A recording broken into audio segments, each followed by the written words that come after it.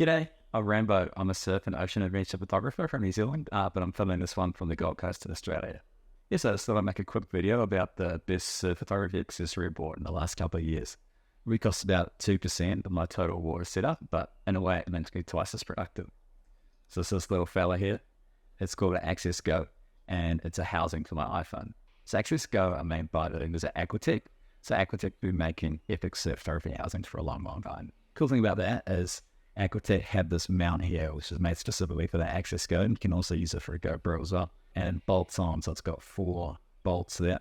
So it's rock solid, so you never have to worry about losing your AxisGo or losing your phone where you're out swimming in the surf. This is a big part of the reason why I'm currently in the process of switching over to Aquatech. Previous housing didn't have a decent mount that I could use for the AxisGo, so I ended up shoving a mount into the cold shoe mount here, but it was metal on metal, so it kept like slipping in and out. I glued it, but then it broke off in half, so the top broke off there, so it just meant that now I've just got this mount glued in there I can't get out, and I also can't mount anything on. And I ended up gluing another one on the front here. That lasted for a couple of surfs, and then that broke off. It's just pretty stressful having something that you can't really trust. So this is the setup that I've been currently using while I'm here in Australia. I'm primarily a stills photographer, so I just really like to concentrate on photos when I'm out shooting in the water. But it's really nice having that AxisGo on top, have my iPhone in there, and then I can shoot a little bit of video as well. You know, often I'll just use the video, chuck them up onto an Instagram story. Buddies that I shoot with are always super stoked when it's turned up to the surf. I can airdrop them a couple of their clips and then they can use them as well. I've used some clips in vlogs. I've sold a few clips to random people that are out surfing. And I've seen some really cool reels as well where people will use the video footage to kind of lead in and then show the photo in the part of the wake where it occurs. Sometimes I might come in from a swim and not have like any photos I'm super stoked with, but there always seems to be like a usable clip here and there. So, and for some reason it seems like I have a lot more fun when I'm out shooting with the AxisGo as well.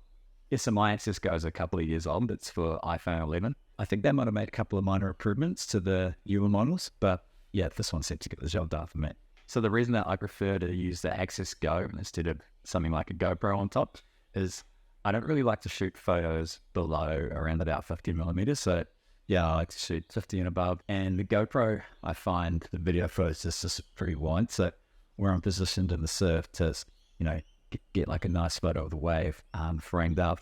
If I'm using a GoPro, the footage is just too far away. The iPhone's great because it has the 3 different focal lengths. So I find the 1x lens sort of matches up pretty nicely if I'm shooting around 50 mil or with the upper end of the 24-70. And then the 2x lens on the iPhone is really nice if I'm shooting with the 70-200.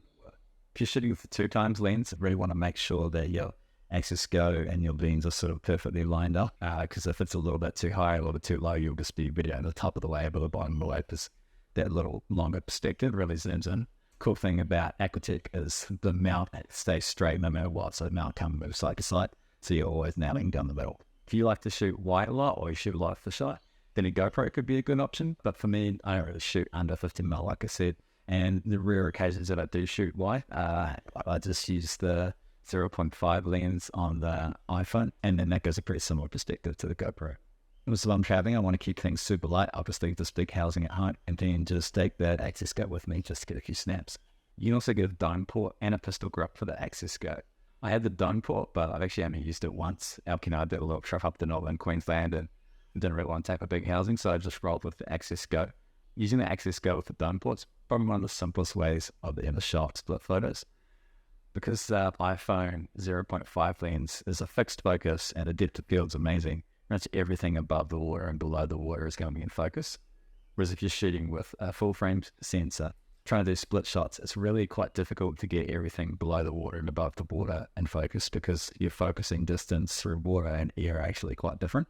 So you got to shoot like a super, super high aperture. And even then, it can be quite tough. So because I'm using the AxisGo mostly on top of my housing, I didn't bother getting the pistol grip.